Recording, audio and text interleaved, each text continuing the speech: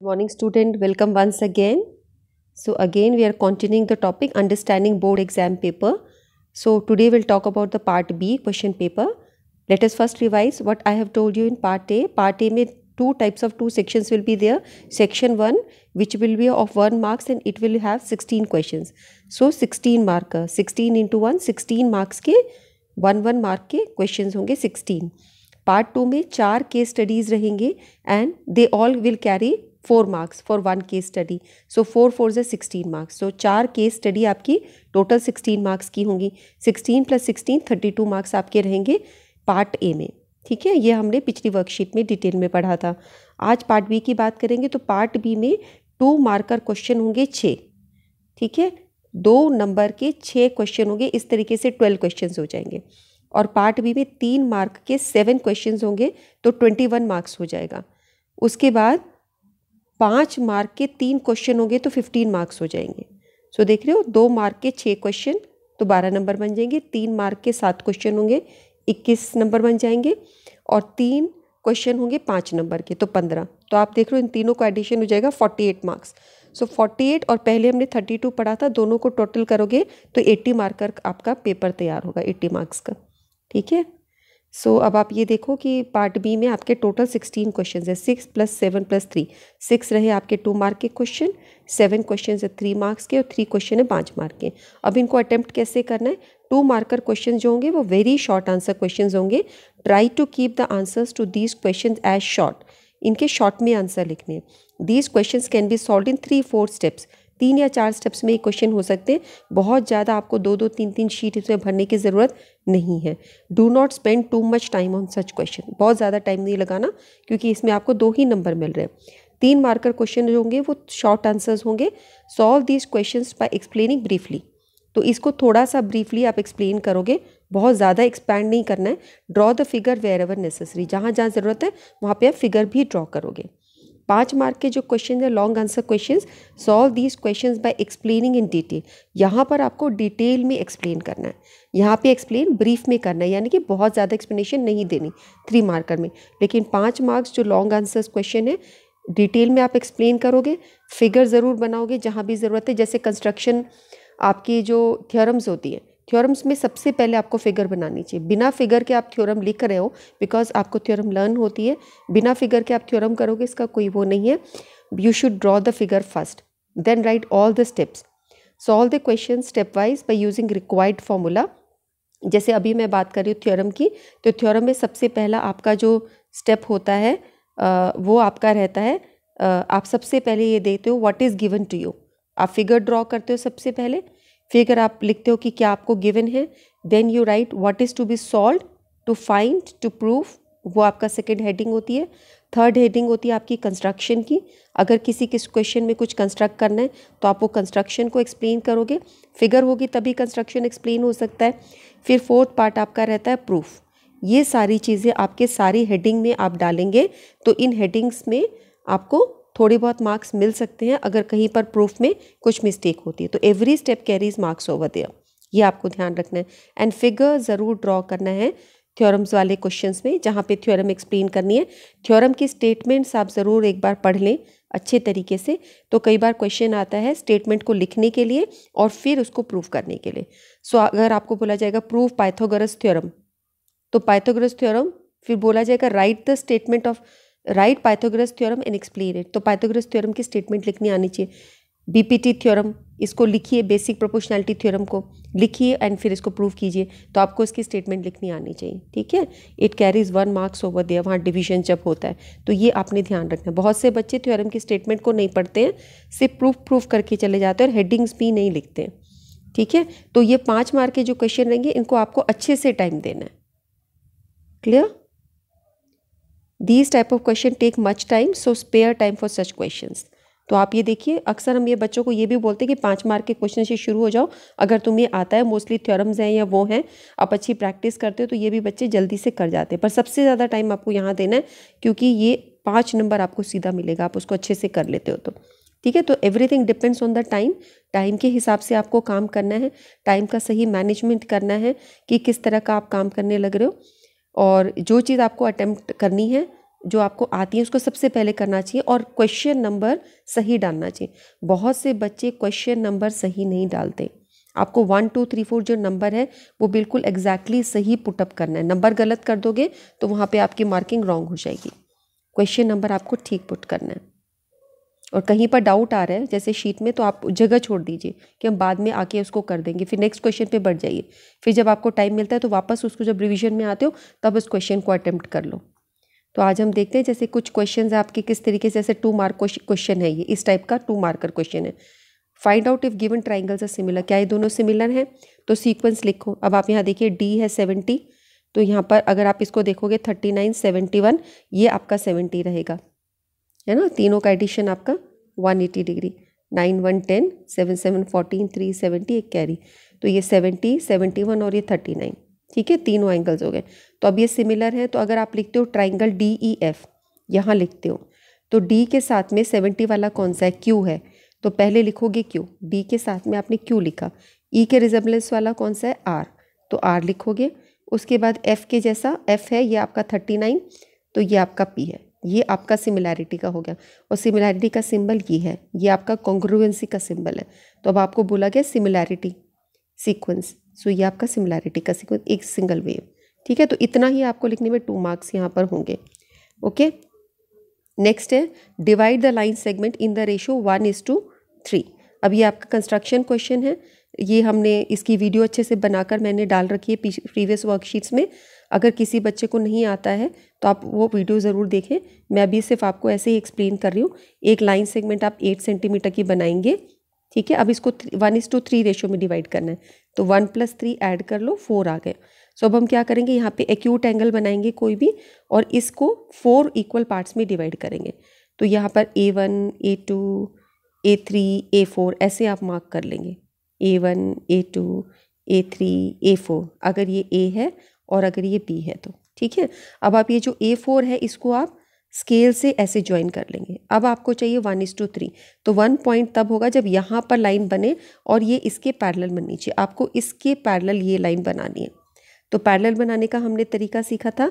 हमने क्या देखा था कि पैरेलल लाइन ऐसे बननी चाहिए।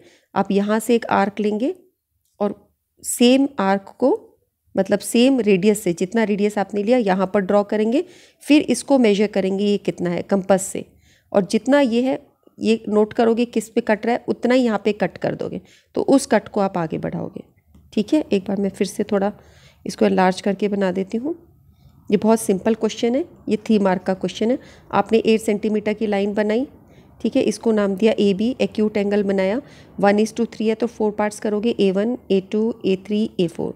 ये बराबर आपको करना है, बराबर डिस्टेंस में। मैं रफ बनाने लग रही हूँ तो हो सकता है मेरा थोड़ा वो लग रहा हो आपको।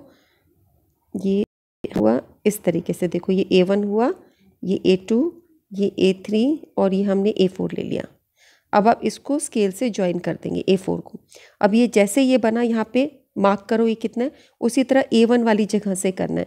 फिर इसको देखो ये डिस्टेंस कितना है, ऐसे आर्क लगा दो, ऐसे ही यहाँ पर आर्क लगाना और इसको ज्वाइन कर देना। तो ये लाइन आपकी ऑटोमेटिकली पैरेलल हो जाएगी, बिकॉज ये दोनों है corresponding angles. If 2 corresponding angles are equal, ये हमने इक्वल बनाए हैं तो लाइन्स पैरेलल ही होती। सो ये 1:3 के रेशो में डिवाइड हो गया। देखो 3 पार्ट है, ये एक पार्ट है बस, है ना, और ये 1 2 3 पार्ट है। इस तरीके से ये आपका लाइन सेगमेंट हो गया। इसका मैंने वीडियो भी बना रखा और सही तरीके से कंस्ट्रक्शन करके डाल रखी है, आप उसे रेफर कर सकते हो। सो ये आपका 3 मार्क का क्वेश्चन हो। आपको थोड़ा सा स्टाइल बताया जा रहा है, 2 मार्कर क्वेश्चन, 3 मार्कर क्वेश्चन। अब आप देखिए ये आपका 5 मार्क क्वेश्चन है। यहाँ पे शेडिंग वाला क्वेश्चन है। ये MNOP इज अ स्क्वायर जिसकी एक साइड 14 है, तो सारी ये 14 साइड हो गई स्क्वायर की इक्वल साइड से। Find the area of the shaded portion. आपको ये शेडेड पोर्शन का एरिया निकालने के लिए इसको माइनस करना पड़ेगा। अब ये जो फिगर है इसके अंदर ये फ्लावर टाइप बना है। अगर हम इसको देखें ऐसे ज्वाइन करें तो अंदर एक छोटा स्क्वायर है और बाहर ये सेमी सर्कल्स हैं। तो हमें एक अंदर वाले स्क्वायर की क्या साइड्स हैं वो पता करना होगा। और ये सेमी सर्कल जो है, ये 4 सेमी सर्कल मतलब एक सर्कल हो जाएगा अगर हम ज्वाइन करेंगे तो इसको। ये एक तरीके से एक सेमी सर्कल है।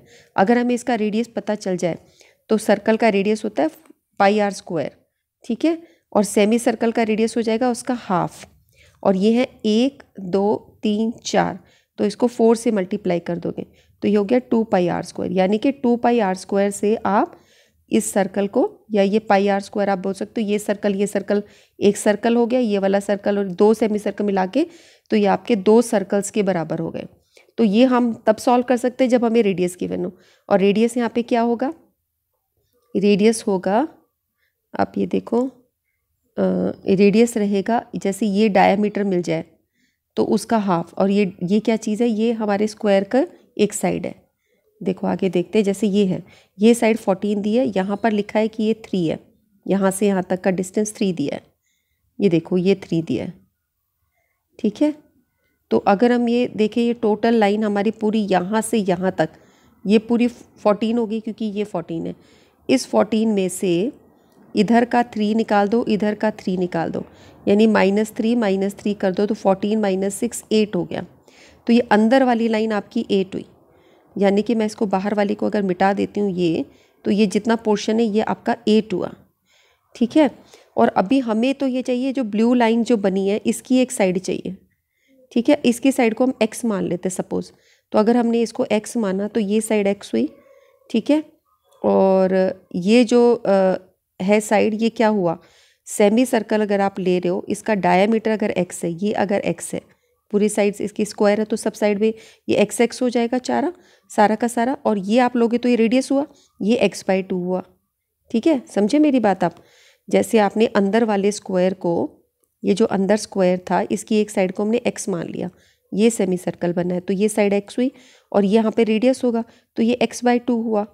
अब एक x/2 इस जगह पर है और एक x/2 इस जगह पर है, तो x/2 करके हम ये बोल सकते हैं कि x माइनस हो गया एक तरीके से। इस x/2 और दो x/2 को आप ऐड करोगे तो आपका एक तरीके से x हो गया, ठीक है। यानी जो 8 साइड है, ये टोटल जो 8 लेंथ है वो आपकी किसके इक्वल है, 8 इज इक्वल टू, ये जो हमने 8 ली थी लेंथ, उसके अंदर एक तो टोटल ये आ रहा है x, और एक ये आधा x/2 और x/2 करके वो भी x बन गया, यानी 8 = 2x, यानी x = 4। ये साइड आपकी 4 निकल गई, यानी अंदर वाला जो स्क्वायर है उसकी एक साइड 4 है, ठीक है। अब उसकी एक साइड 4 हो गई तो उसका आधा रेडियस हो जाएगा सेमी सर्कल का। सेमी सर्कल का रेडियस निकलते हैं हम सेमी सर्कल का एरिया निकाल सकते हैं, अंदर वाले स्क्वायर का एरिया निकाल सकते हैं। बाहर वाले स्क्वायर से अंदर वाले स्क्वायर को और इन सर्कल्स को माइनस कर दो तो area of the shaded portion निकल आएगा, ठीक है। चलो इसको करते हैं। यहाँ पे लेंथ ऑफ EF साइड को हम बोलेंगे this is equal to the side of the square 14। ये सारी साइड आपको 14 दी है ना, 14 14 14, दिस इज अ स्क्वायर। तो अब ये तुम्हारा 14 माइनस EA माइनस कर दो, 14 - EA, और ये FB माइनस कर दो, इसको B पॉइंट दे रहे हैं, तो आपका 14 - 6 करके ये 8 आ जाएगी, रेड वाली लाइन। तो लेंथ ऑफ AB, जो अंदर AB है, इसकी लेंथ आ गई 8।